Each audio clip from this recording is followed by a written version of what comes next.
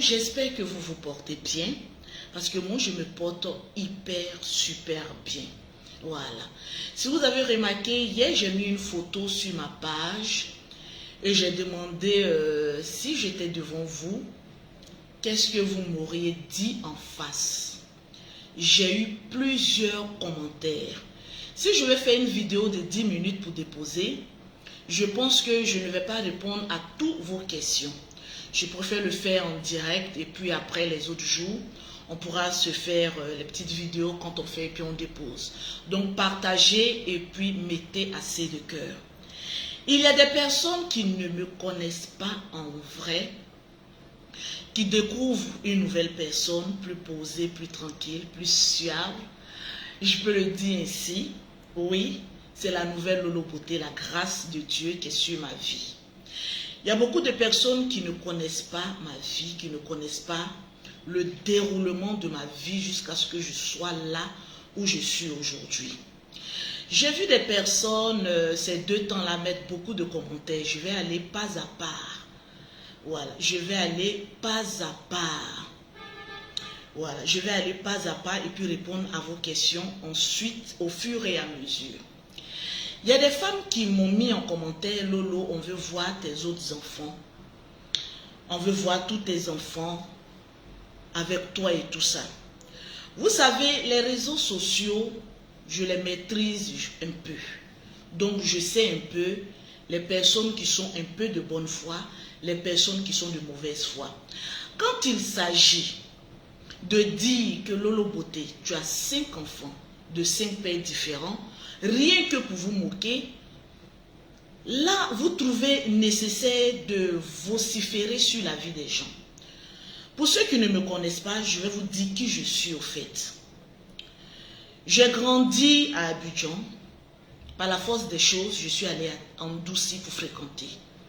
Et en classe de 3e, j'ai rencontré un professeur, oui, qui était mon premier homme, qui m'a pris, qui m'a déviergé, avec qui j'ai fait mon premier mariage, marié légalement à l'église comme à la mairie.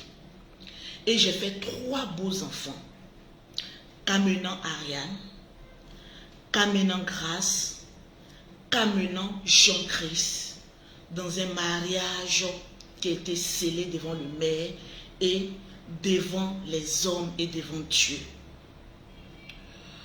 J'étais très jeune. J'étais très jeune.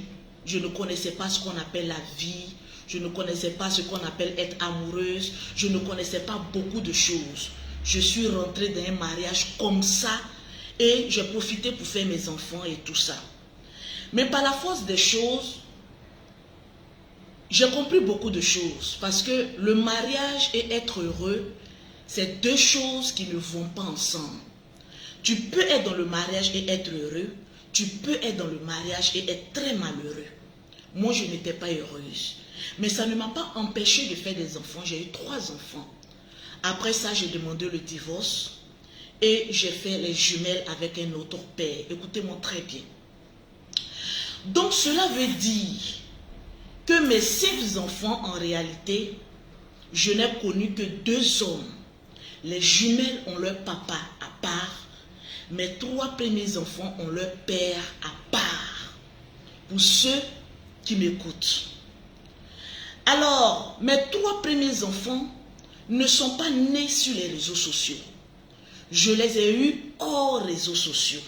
Je les ai eus avec un ami, avec un autre monsieur, qui lui a sa conception des réseaux sociaux. Les jumelles, j'ai pris la grossesse sur Internet. Tout le monde a vu la grossesse des jumelles, tout le monde a vu comment j'ai accouché et tout ça. Les jumelles, au fait, pourquoi je les expose? Parce qu'en réalité, en Afrique, les jumelles ne sont pas faites, ni les jumeaux ne sont pas faits pour être cachés. Ils dégagent une énergie positive. Ils sont source de bénédiction, de protection en Afrique. Les jumeaux, chez les musulmans, ils les prennent et puis ils les exposent. Les gens viennent les donner de l'argent pour avoir une bénédiction. Les jumelles ne sont pas faites. Elles dégagent quelque chose de tellement fort que impossible pour un être humain de les cacher. Si tu n'es pas star, ok, anyway, il n'y a pas de souci, tu as ta vie et tout ça. Mais moi, j'ai porté la grossesse des jumelles sur les réseaux sociaux. J'ai accouché sur les réseaux sociaux. J'ai presque tout fait sur les réseaux sociaux. Donc, si je montre les jumelles aujourd'hui, c'est un enfant, quand il est dans le ventre, il t'appartient à toi seul. Mais quand un enfant sort du ventre, il ne t'appartient pas à toi seul. Il appartient à beaucoup de personnes. Voilà pourquoi il y a des personnes, moi en Europe, il y a des personnes qui m'envoient des chèques. Si je mens, que Dieu m'enlève tout ce que je recherche. Il y a des gens qui m'envoient de l'argent pour donner aux jumelles. Parce que la plupart, ce sont des musulmans. Parce qu'ils savent que les jumelles est une source de bénédiction. Et puis, ça déjà un. De deux, j'ai l'accord de leur papa et j'ai une autorité parentale à part entière sur mes jumelles. Donc, j'ai le droit de diriger l'image de mes jumelles à ma guise. Mais qui n'est pas la même chose avec les 3 premiers enfants. Il y a des personnes qui me disent, on veut voir tes enfants, on veut voir. Il y a des personnes qui ont des bonnes intentions. Pour voir une femme fraîche comme ça avec 5 enfants, c'est joli à voir. Mais il y a des personnes qui ont une mauvaise intention. Parce que vous, personne n'a une fois vu mes 5 enfants. Si je mens, si je dis la vérité, personne ne sait la réelle vérité. Mais il y a des gens qui écrivent en commentaire, tu as 5 enfants de 5 pères différents. Où sont les pères de ces enfants? Vous ne savez pas. L'homme noir est méchant, l'homme noir est mauvais. Quand c'est pour utiliser une information, déformer cette information et faire du mal à une personne, vous êtes les premiers à le faire. Mais quand c'est pour valoriser, mais non, vous n'êtes pas prêts à le faire. Donc vous les personnes, je vais répondre pas à part, qui me demandiez où sont les autres enfants. J'ai fait une vidéo avec mon fils, j'ai fait avec la deuxième, leur papa n'était pas d'accord. Vous savez, quand tu es en relation avec une personne, c'est pas parce que tu as la garde des enfants que tu as un droit de veto sur tout ce qui se passe sur les enfants. Si le papa d'un enfant dit je ne veux pas que tu affiches mon enfant, il a le droit. Tu caches son enfant, tu laisses la vie privée de l'enfant parce qu'ils ne sont pas nés sur internet. Mais par contre, les jumelles sont mon bouclier. Si vous ne savez pas, je vais vous le dire aujourd'hui. Mes jumelles sont mon bouclier, sont mes boucliers. On est comme des triplés. Au fait, c'est avec les jumelles, je vais dire, j'ai développé, on va dire, beaucoup de choses. Est-ce que vous comprenez? Pas qu'avec mes autres enfants, je n'ai pas développé. On a galéré ensemble. Mes premiers enfants, je vais vous expliquer notre situation qu'on a vécue ensemble.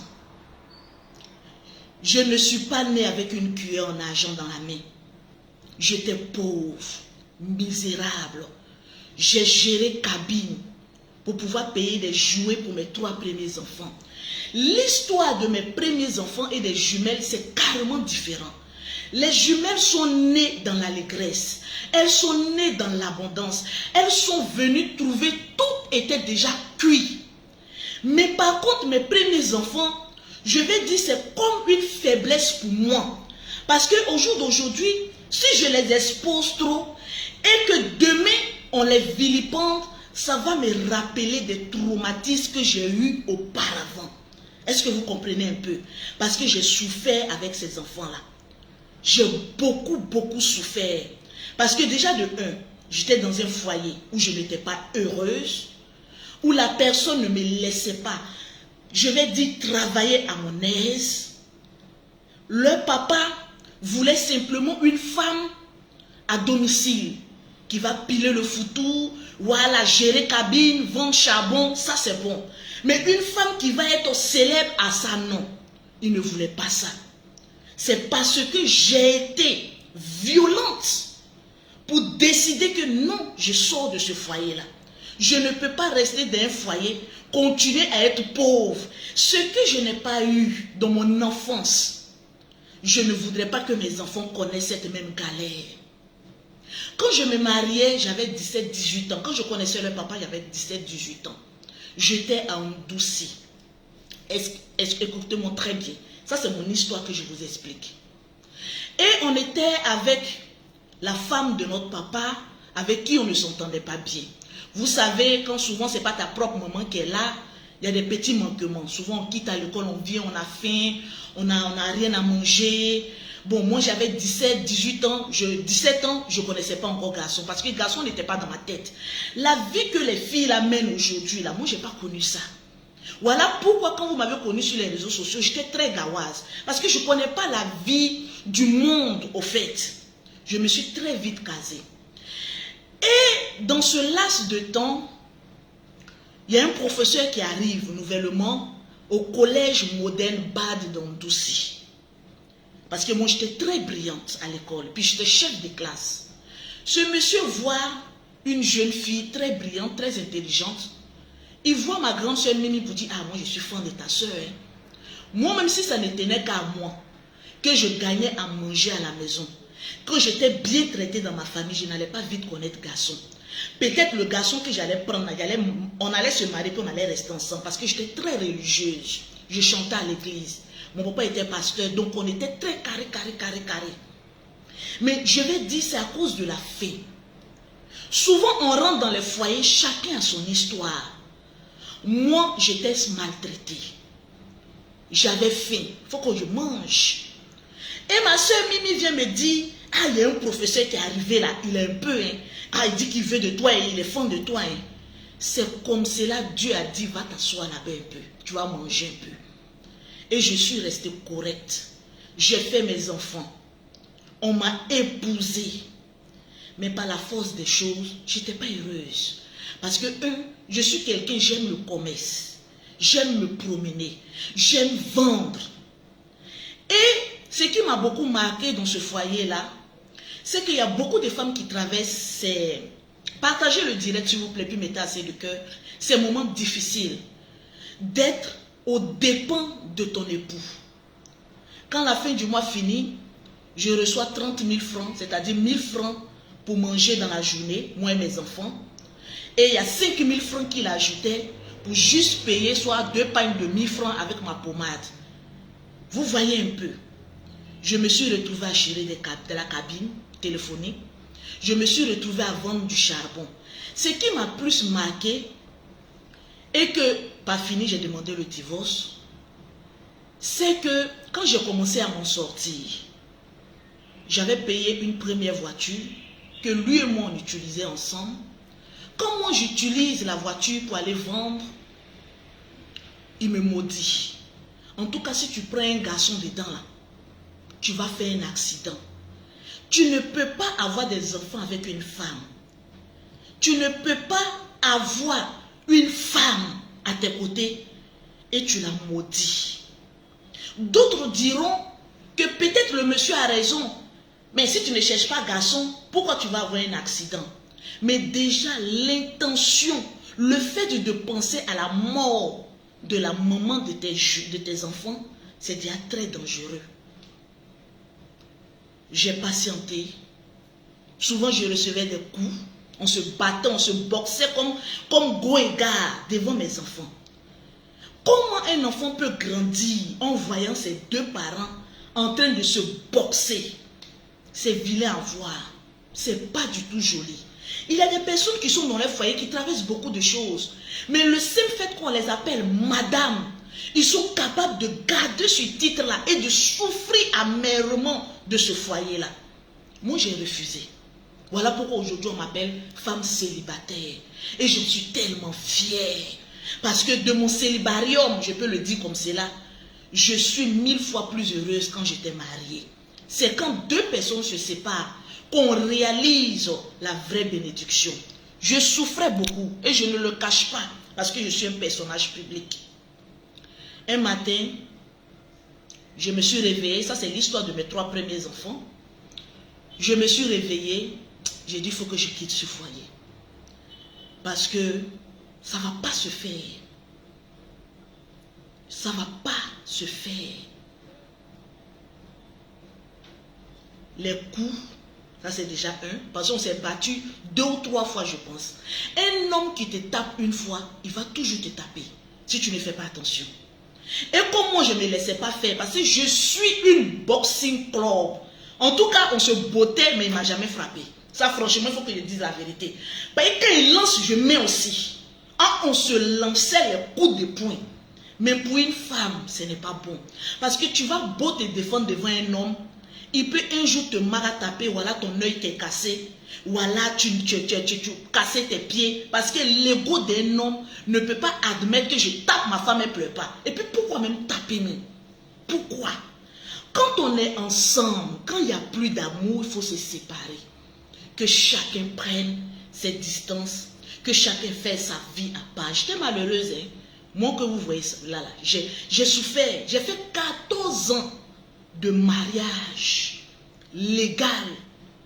Souvent, les gens se moquent de moi. Tu es marié et puis les habits que tu portes, les Yugos. Même ma bague de mariage a été payée à Adokafle. La petite Sarah que vous insultez aujourd'hui, là, elle a raison. Pourquoi je ne prends pas trop la défense de la petite Sarah au détriment des femmes mariées, que je donne des conseils de part et d'autre? Parce qu'il y a des femmes qui sont dans le mariage, mais leur bague de mariage chez Pakoti, ce n'est pas en or. Moi, ma bague de mariage, j'ai changé ça chaque 3 mois, quand j'avais un peu d'argent. Je vais chez les Sorakatche, là, à Djamé, là, où on vend les Pakoti, là. Et puis je m'en vais, je change. Une semaine, ça a pris 1 mois, ça devient noir. Il faut que je change. C'est quel mariage ça? On se marie pour quoi au fait? On se marie pour être heureux. Tant que tu n'es pas heureux, fous le camp.